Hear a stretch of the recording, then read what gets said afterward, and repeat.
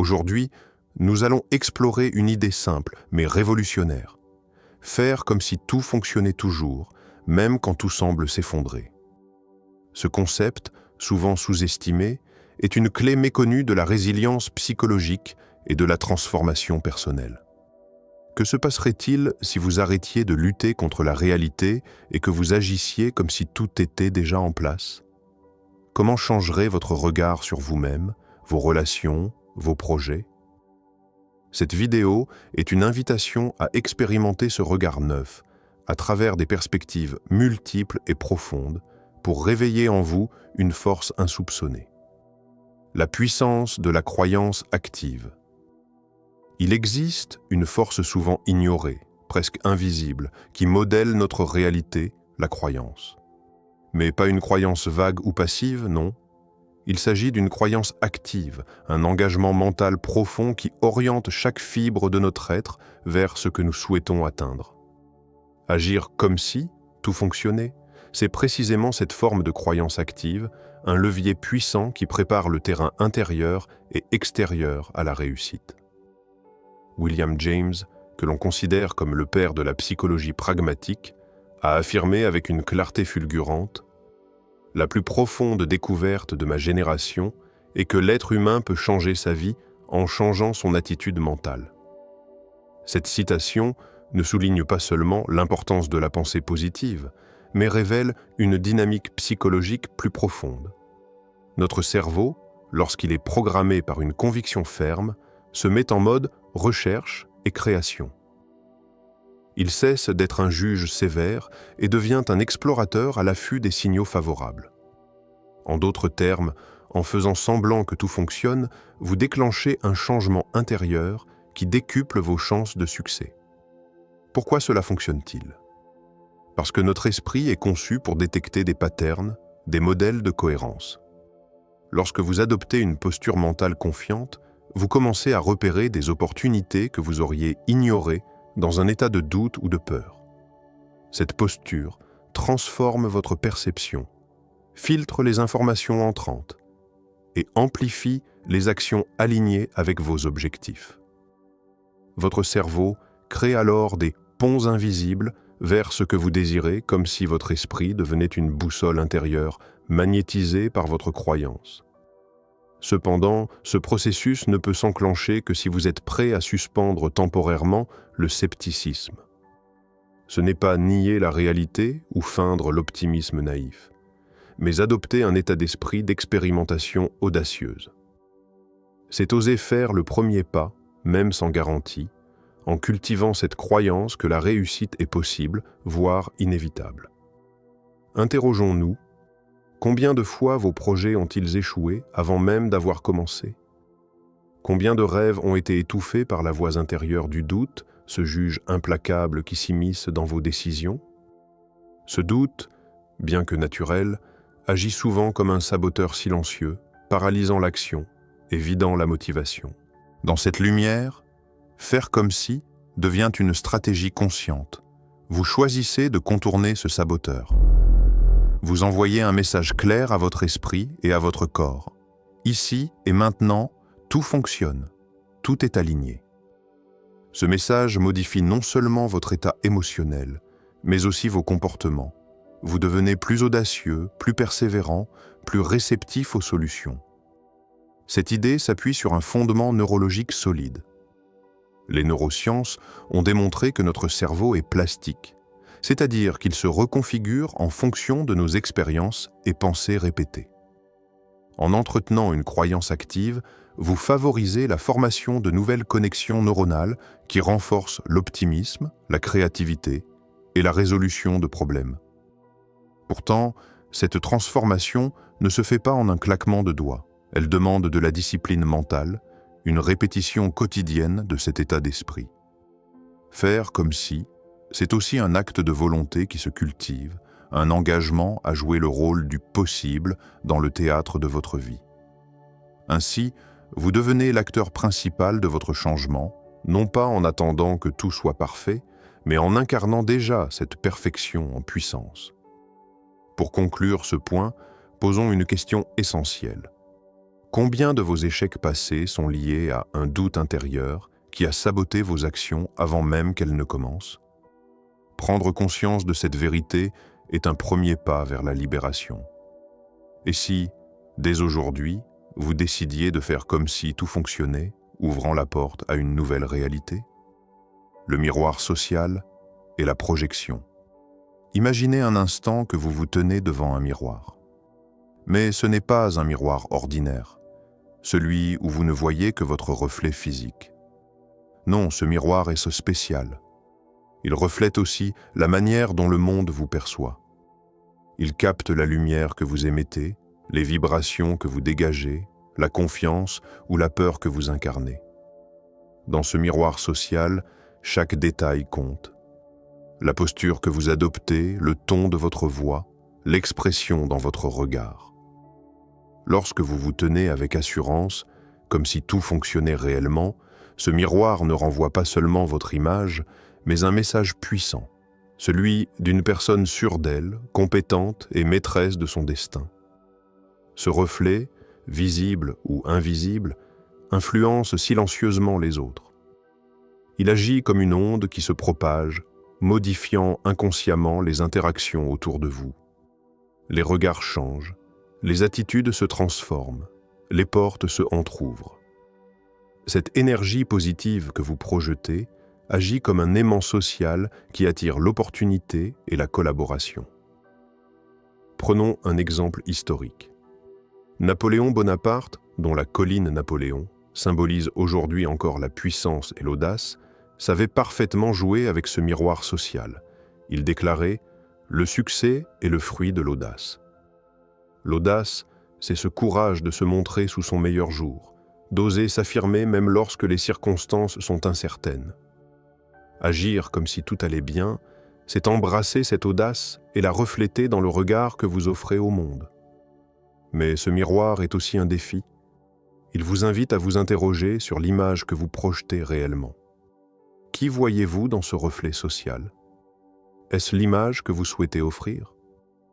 Ou bien y a-t-il des zones d'ombre, des hésitations qui freinent cette projection de force?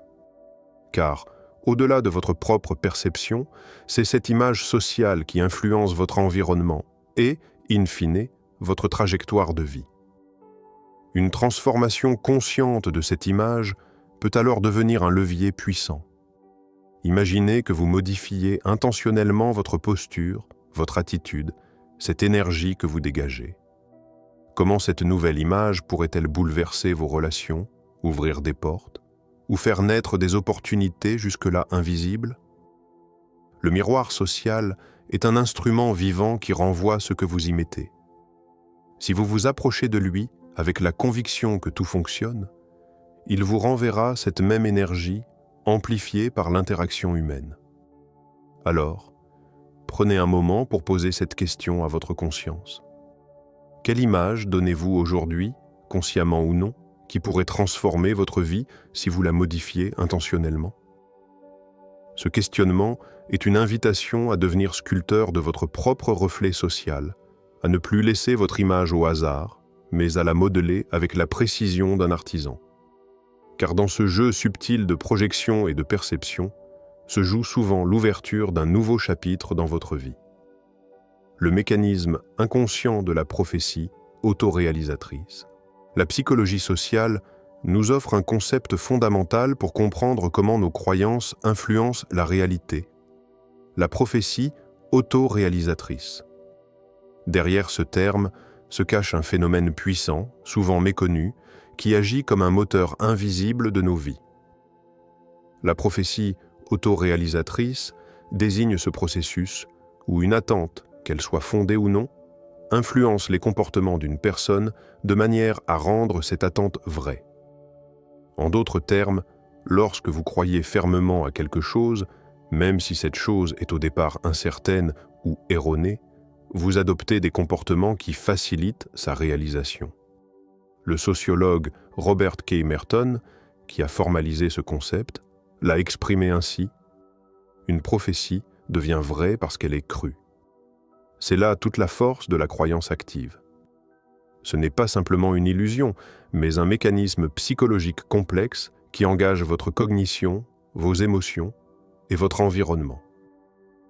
Concrètement, lorsque vous faites le choix conscient d'agir, comme si tout fonctionnait, vous alignez vos gestes, vos paroles et vos décisions avec cette conviction. Vous modifiez votre posture intérieure et extérieure, votre langage corporel, votre façon d'interagir avec les autres. Ce changement, même subtil, influence à son tour la manière dont votre entourage vous perçoit et réagit. Votre environnement social et professionnel s'adapte alors à cette nouvelle dynamique. Par exemple, vos collègues peuvent vous accorder davantage de confiance, vos interlocuteurs seront plus ouverts à vos propositions et les opportunités auparavant fermées peuvent s'ouvrir. Cette réaction en chaîne crée un cercle vertueux, renforçant la croyance initiale et la rendant tangible. D'un point de vue cognitif, ce phénomène est lié à la manière dont notre cerveau filtre l'information. Une attente positive active un biais de confirmation qui fait que nous remarquons davantage les indices et événements qui confirment cette attente et nous ignorons ou minimisons ceux qui la contredisent. Ainsi, la réalité perçue se modifie, ce qui influence encore nos actions et comportements. Il est essentiel de comprendre que ce processus ne dépend pas uniquement de la pensée magique, mais s'appuie sur des bases solides en psychologie et neurosciences. L'engagement dans une attitude positive et proactive réorganise vos schémas mentaux, stimule la confiance en soi et accroît la capacité à saisir les opportunités. Cependant, il ne s'agit pas d'une recette miracle ou d'un simple effet placebo. Ce mécanisme exige une véritable implication, une cohérence entre ce que vous pensez, ressentez et faites. Il s'agit d'une discipline intérieure qui transforme progressivement la réalité extérieure. Alors, face à ce puissant levier psychologique, une question cruciale s'impose. Jusqu'où seriez-vous prêt à aller dans ce rôle pour que votre vie commence enfin à refléter ce que vous désirez profondément? Ce questionnement invite à une prise de responsabilité consciente, à un engagement profond dans le processus de transformation. Car il n'y a pas de véritable changement sans passage à l'action, ni de réalisation durable sans cohérence intérieure. Dans cette optique, adopter l'attitude du « comme si » devient un exercice quotidien, une démarche active qui construit votre réalité pas à pas, jusqu'à ce que votre prophétie devienne inévitable. Le courage de l'inconnu, dépasser la peur de l'échec.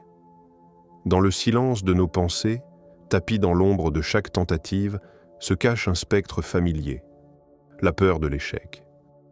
Cette peur, sourde et insidieuse, s'immisce dans nos esprits comme un murmure qui nous invite à renoncer avant même d'avoir commencé.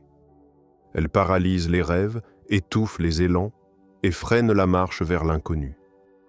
Mais imaginez un instant que cette peur perde peu à peu son emprise sur vous, que vous puissiez avancer dans la vie avec une certitude intérieure, une force douce et tranquille qui vous dit « tout est en marche », même si le fruit reste caché pour l'instant. Vous marchez sans voir le chemin clair, mais avec la foi que chaque pas construit un pont vers ce que vous espérez. Le poète Rainer Maria Rilke, dans sa sagesse profonde, nous exhorte à un acte radical. « Laissez tout ce qui n'est pas vous mourir ». Ces mots résonnent comme une invitation à lâcher prise, à abandonner les peurs, les doutes et les conditionnements qui ne servent plus notre essence véritable. Faire comme si tout fonctionnait, c'est justement cela. Un acte de courage pur, une offrande à soi-même qui refuse de laisser la peur décider de sa vie. C'est accepter la danse de l'inconnu, ce ballet imprévisible où chaque pas, même incertain, trace le sillon d'une destinée en devenir. C'est marcher sans garantie, mais avec la confiance que le mouvement lui-même est porteur de transformation. Le courage ici n'est pas l'absence de peur, mais la capacité à avancer malgré elle. C'est le choix conscient de ne pas rester prisonnier de ce qui pourrait mal tourner, mais de se concentrer sur ce qui peut grandir. Et si vous pouviez regarder cette peur en face, sans détour, et lui dire « Je ne te laisse plus me gouverner, je choisis la vie, la confiance, le mouvement ». Ce choix est un feu intérieur, une source intarissable qui alimente chaque action, chaque décision, chaque souffle. C'est la force tranquille qui fait que, même dans la nuit la plus obscure, vous continuez d'avancer. Alors, posez-vous cette question profonde, une invitation à l'audace. Quel pas pourriez-vous faire aujourd'hui si vous étiez certain que tout fonctionne en votre faveur? Cette interrogation ne demande pas une réponse immédiate, mais un éveil. Un appel à vous reconnecter à cette énergie intérieure qui sait, au-delà des apparences, que le chemin est déjà tracé, que vous êtes déjà en route. Marcher avec cette certitude est un cadeau que vous vous faites. C'est l'acte fondateur d'une vie où la peur ne dicte plus la loi, où le possible dépasse les limites de l'imagination. Alors, osez ce pas. Le premier, celui qui délie les chaînes invisibles et vous ouvre à la puissance d'une transformation vraie. L'action comme catalyseur de changement.